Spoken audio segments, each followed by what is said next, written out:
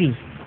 Kasus suap yang melibatkan mantan Bendahara Umum Partai Demokrat Muhammad Nazarudin berdampak serius bagi citra Partai Demokrat. Hasil riset terbaru Lingkaran Survei Indonesia atau LSI menunjukkan Partai Demokrat kehilangan 5% dukungan hanya dalam beberapa bulan terakhir. Selain itu, Partai Demokrat juga dianggap melindungi kadernya yang diduga terlibat kasus korupsi.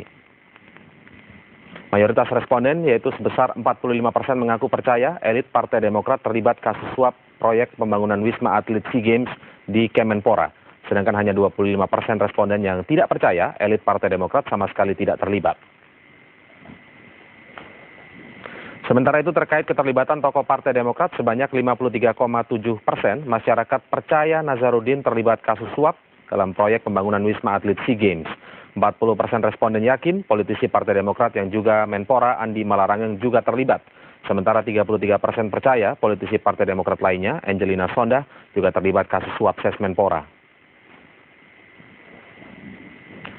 Survei ini juga menunjukkan 41,2% responden menilai Partai Demokrat tidak tegas dalam menyelesaikan kasus Nazarudin. Responden justru melihat ada upaya partai untuk melindungi para kadernya yang terlibat. Selain itu, hasil survei Lingkaran Survei Indonesia juga menunjukkan mayoritas masyarakat menyatakan kasus korupsi menjadi pertimbangan mereka untuk memilih atau tidak Partai Demokrat. Hanya 10% lebih yang menyatakan sebaliknya.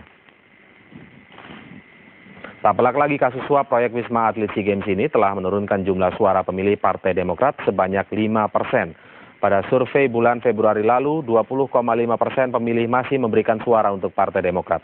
Namun pada bulan Juni, suara pemilih Partai Demokrat turun menjadi 15,5%.